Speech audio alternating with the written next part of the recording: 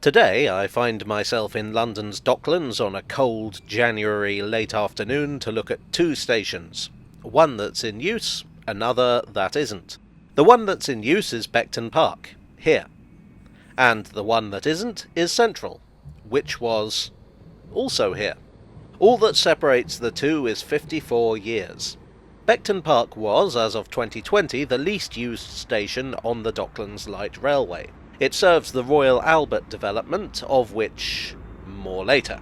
The station is built beneath an elevated roundabout on the Royal Albert Way and sits next to Beckton District South Park, which, in an abbreviated form, gives the station its name. But of course, as I said, it's not the first station to be built here. The first station was called simply Central.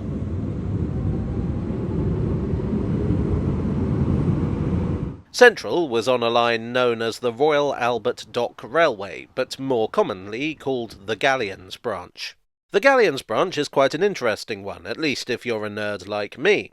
It was built by the London and St. Catherine Dock Company. The company's real business was, as you might imagine from the name, docks, and they owned the London docks and St. Catherine docks further upriver. They built the Royal Albert Dock to remain competitive. It was to be an enormous dock, capable of handling the very largest ships. Because it was so very large, a railway was considered essential, so the company built one that branched off the line to North Woolwich. The first trains ran in 1880. The interesting to nerds part is that the line wasn't officially sanctioned. When you plan a railway, you normally need an Act of Parliament because you need to acquire land and you therefore need a compulsory purchase order. But the company owned all the land and they planned to run their own trains with their own staff. So they opted instead to build the line now and seek permission later. This, incidentally, makes the earliest history of the line a little murky because it was all so unofficial. In 1882 they actually did get an Act of Parliament, and the reason for that was that they had bigger plans. The company ran their own local trains using former London and North Western Railway engines, but they reckoned the real money was from other companies' trains using the line to access the dock, and particularly from ocean liner traffic. The Act specified that the Great Eastern Railway should have access to the Galleons branch and that the line would be authorised to carry passengers and parcels. Which is weird because the Great Eastern were already doing that and had been at least since the previous year. Central was halfway along the dock, the clue is in the name, and it was pretty isolated. There was no way to reach it from any nearby roads, only from the dock. It was a small two-platform station with a mock Tudor-style station building. It opened on the 3rd of August 1880, and based upon such records as exist, it seems that it was the terminus until some point in 1881, when the service was extended to galleons. But while ocean liner traffic was the big draw for the company, the Great Eastern Railway trains meant that it was also a useful means for dockers to get to and from work. Trains came from Fenchurch Street, Liverpool Street and Stratford Market. In 1896, the Great Eastern took over the local trains too.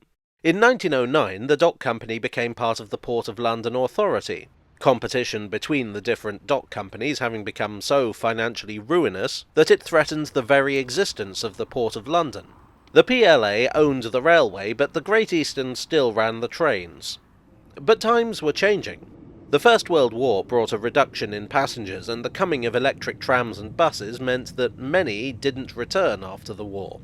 The service dropped from 107 trains total in 1900 to 28 in 1939.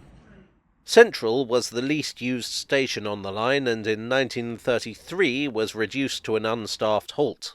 During the Second World War, the docks were a major target for German air raids. On the 7th of September 1940, the line was damaged by bombing, and the passenger service was withdrawn. One suspects that this came as something of a blessing in disguise for the owners and operators of the line, who could now rid themselves of a money-losing service. Therefore, Central Station officially closed as of the 8th of September 1940. The railway was used as a very long set of storage sidings for the rest of the war, and indeed for the remainder of its life. The line was officially abandoned in 1950 and was mostly pulled up in the late 1960s.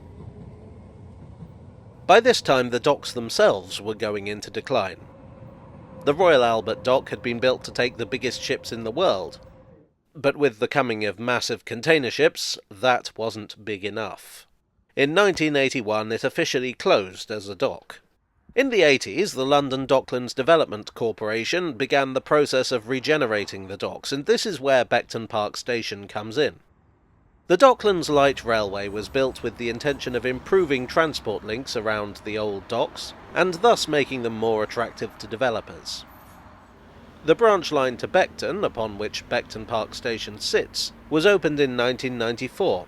It had been planned since the 80s. For part of its route, it follows the alignment of the Galleons branch, because if you're planning a line towards Galleons, why change what works?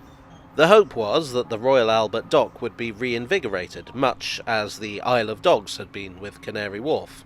But, well, it hasn't. It's true to say that the area around here would be almost unrecognisable to the workforce who used the Galleons branch in its heyday, but the glass and steel skyscrapers have yet to spread this far. London City Airport looks tantalisingly close, but it's a long walk to get around the basin.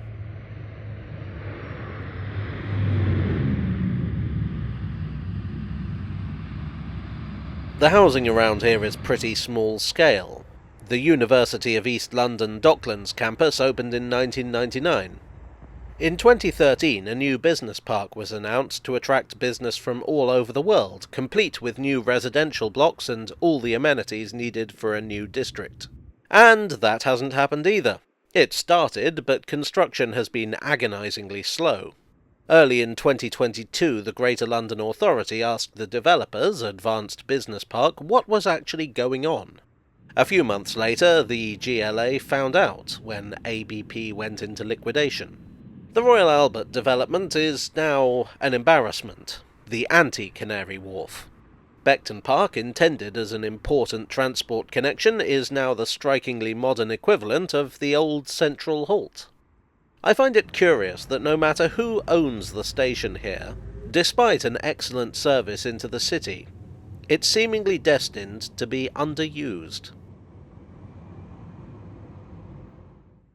Well, I hope you enjoyed today's video. If so, please do leave a like and consider subscribing for more on railways old and new, and the occasional judgmental rant about new developments in London.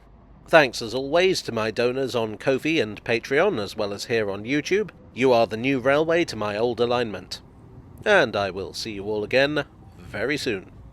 Cheerio.